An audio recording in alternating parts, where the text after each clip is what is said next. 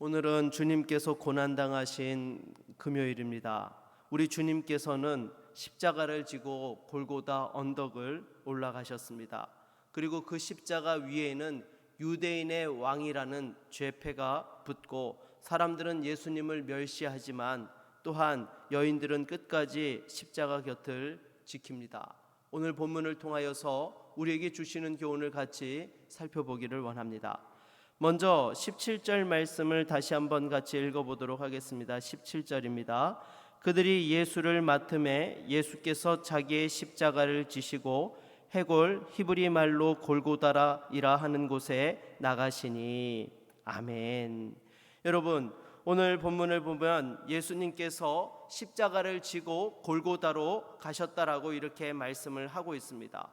다시 말해서 예수님께서는 빌라도의 그 십자가 사형 선고에 따라서 십자가를 지고 처형장인 골고다로 가셨던 것이지요.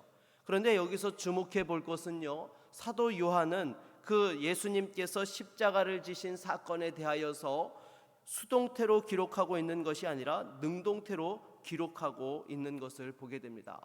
이것이 중요한 이유가 무엇입니까? 그것은 바로 예수님께서는 억지로 십자가에 달리신 것이 아니라 자발적으로 저와 여러분의 모든 죄를 대속하시기 위하여서 신이 십자가를 지고 나아가셨다라는 것입니다. 그래서 여러분, 사실 우리 주님이 십자가에 달리신 것은 유대 종교 지도자들은 자신들의 기득권을 지키기 위하여서 백성들을 선동질하고 또 빌라도를 총동질하여서 그와 같이 했던 것입니다. 그리고 빌라도는 밀란이 날까봐 두려워서 정치적으로 판결을 내렸던 것이죠. 그러나 우리 주님께서는 그 붙잡히시던 밤 그 상황을 보더라도 우리가 얼마든지 우리 주님께서는 피하실 수 있으셨습니다. 그 찾는 이들에게 본인이 너희들이 찾는 그 예수다라고 당당하게 말씀하시면서 그 말씀을 하실 때에 말씀의 권위 앞에 잡으러 왔던 그 로마 군인들과 성전 경비병들이 다 이렇게 엎어지고 말았던 것이죠. 그럼에도 불구하고 우리 주님께서는 친히 십자가를 지시기 위해서 결박당하시고 또 이렇게 십자가를 지기 위하여 또한 골고다 언덕을 오르셨던 것입니다. 사랑하는 여러분, 우리 주님께서는 저와 여러분들의 그 영원한 생명을 주시기 위하여서 친히 십자가를 지신 것이지 또한 그들의 여러 가지 간교한 계교와 또 여러 가지 정치적 이해 때문에 억지로 달리신 것이 아니다라는 것입니다.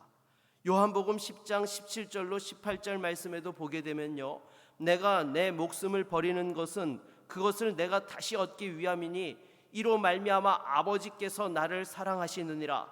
이를 내게서 빼앗는 자가 있는 것이 아니라 내가 스스로 버리노라. 나는 버릴 권세도 있고 다시 얻을 권세도 있으니 이 계명은 내 아버지에게서 받았노라 하시니라. 이렇게 말씀하고 계시는 것입니다. 사랑하는 여러분, 우리 주님께서 십자가를 지실 때에 어떻게 지셨다고요? 자원함으로 그 십자가를 지셨다라고 우리는 말씀하고 있는 것입니다. 그러기에 여러분, 우리 주님께서도 또한 제자들에게 무엇이라고 말씀하셨습니까? 누구든지 나를 따라오려거든 자기를 부인하고 자기 십자가를 지고 나를 따를 것이니라 라고 이렇게 또한 말씀하셨던 것입니다. 사랑하는 여러분, 저와 여러분들도 마찬가지인 줄로 믿습니다. 우리가 이 땅을 살아가면서 우리 주님께서 또한 그 십자가를 지셨던 것처럼 자기 십자가를 지고 예수 그리스도를 따라야 하는 것입니다.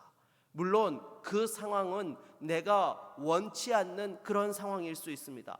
하지만 우리 주님께서 하나님 아버지의 뜻을 이루시고 또한 저와 여러분들에게 생명을 주시고자 십자가를 자원하셨던 것처럼 성도들도 이 세상을 살아가며 자기 십자가를 질 때에 억지로 지는 것이 아니라 그 은혜와 사랑에 감사함으로 자기 십자가를 져야 하는 것입니다.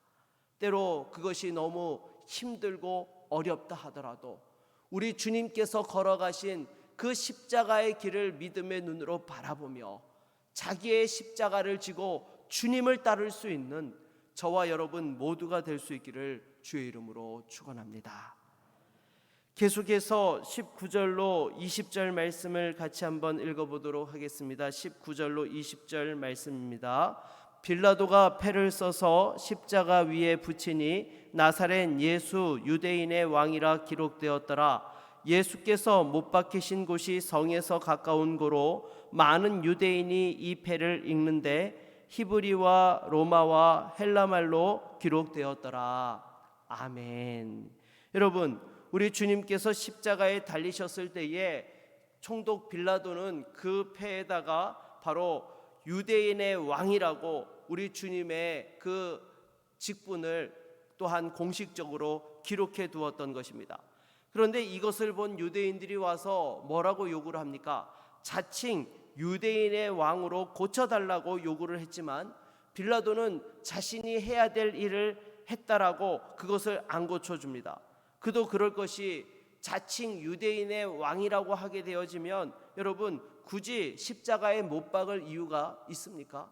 여러분 만일 그렇다면 정신병자 같은 사람인데 굳이 십자가에 못 박힐 이유가 없는 것입니다.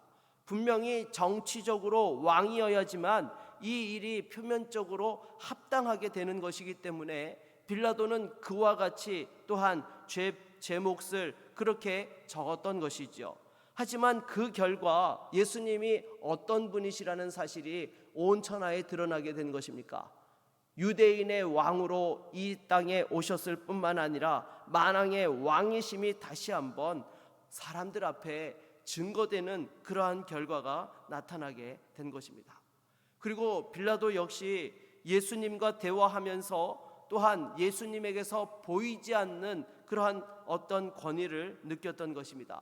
그래서 우리가 읽은 성경 말씀을 보게 되면 어제 새벽에도 읽었지만 나름대로 빌라도는 예수를 풀어주려고 애썼던 것은 분명합니다. 그러나 결정적으로 왜 빌라도가 백성들의 요구와 사내들인의 공회에 또한 타협하고 말았던 것일까요? 그것은 바로 예수를 믿지 않았기 때문인 것이죠. 만일 예수님께서 이 땅에 오신 하나님의 아들이시오 또한 살아계신 우리 주님이시라는 메시아라는 사실을 믿었다라고 한다면 여러분 어떻게 예수님을 십자가에 못 박으라고 내어줄 수 있었겠습니까? 빌라도는 분명히 예수님이 죄가 없으신 것도 알았고 또한 예수님이 특별한 분이라는 것을 지식적으로도 알았던 사람이었습니다. 그러나 결정적으로 예수님께서 바로 하나님의 아들이시오 또한 진정한 구주가 되신다는 사실을 믿지 않았기 때문에 결국 정치적인 타협을 하고 말았던 것입니다. 사랑하는 여러분, 저와 여러분들도 마찬가지인 줄로 믿습니다. 우리가 예수를 믿는다는 것은 지식적으로 동의하고 인정하는 자리에 머무는 것이 아닙니다. 여러분, 만일 우리가 예수님을 지식적으로만 알고 인정하고 동의하는 차원에 머무른다고 한다면 결정적인 순간이 올 때에 어떻게 합니까? 우리는 믿음을 선택하지 아니하고 세상의 논리를 따라갈 수밖에 없게 되는 것입니다. 사랑하는 여러분, 믿음이 있을 때만이 세상의 논리에 무릎 꿇지 않고 타협하지 아니하고 참된 진리를 위하여서 자기 십자가를 지며 생명을 걸고 나아갈 수 있게 되는 것이죠.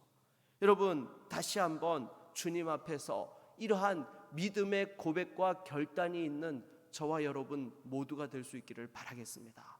예수님이 어떤 분이시라는 것은요 마귀도 알고 있습니다.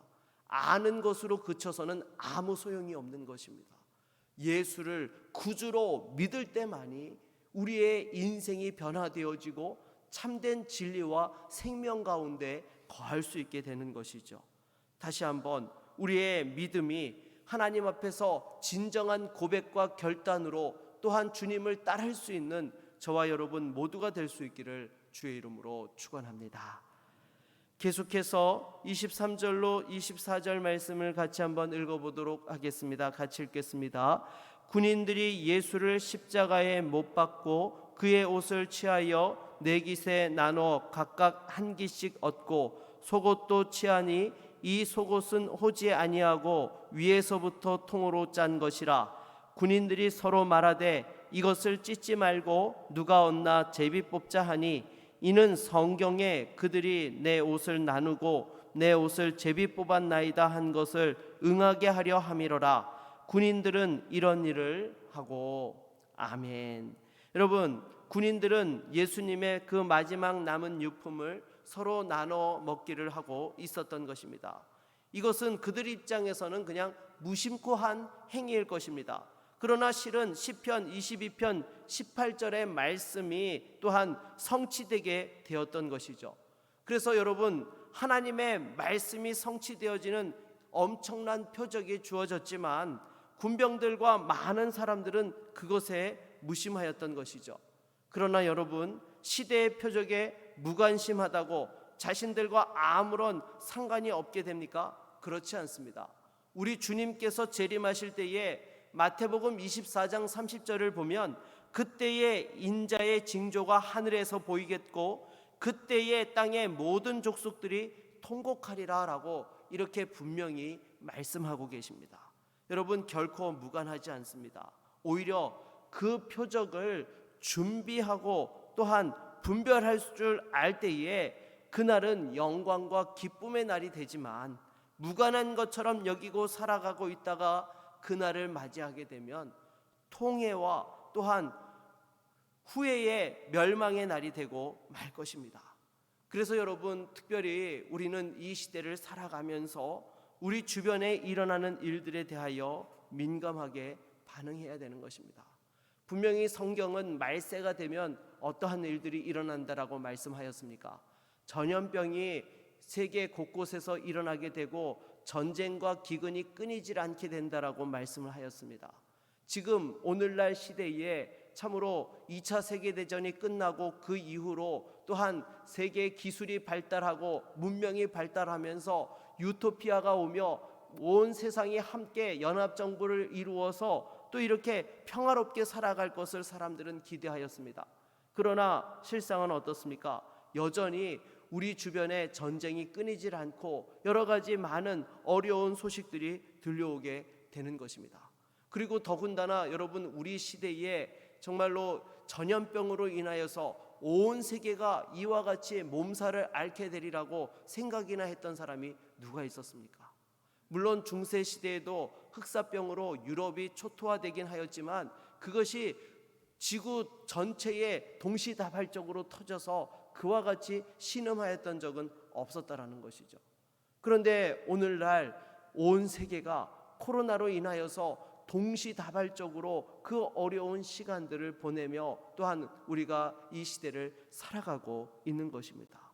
사랑하는 여러분, 성경이 말세에 대하여 말씀하고 있는 것은 그냥 기록되어진 문자로 끝나는 것이 아닙니다. 그것은 실제로 이루어지는 것이고 그러한 모습을 볼 때에 말세 중에서도 가장 마지막 시대를 우리가 살아가고 있다는 그러한 사실을 다시 한번 깨닫고 주님이 오실 날을 예비하며 살아갈 수 있는 그러한 저와 여러분 모두가 될 수 있기를 바라겠습니다. 말씀을 맺겠습니다. 우리 주님께서는 저와 여러분들의 모든 죄를 또한 지시고 십자가에 친히 달리신 것입니다. 다시 한번 우리 주님의 그 십자가를 믿음의 눈으로 바라보며 주님 가신 그 길을 따라갈 수 있는 저와 여러분 모두가 될 수 있기를 주의 이름으로 축원합니다.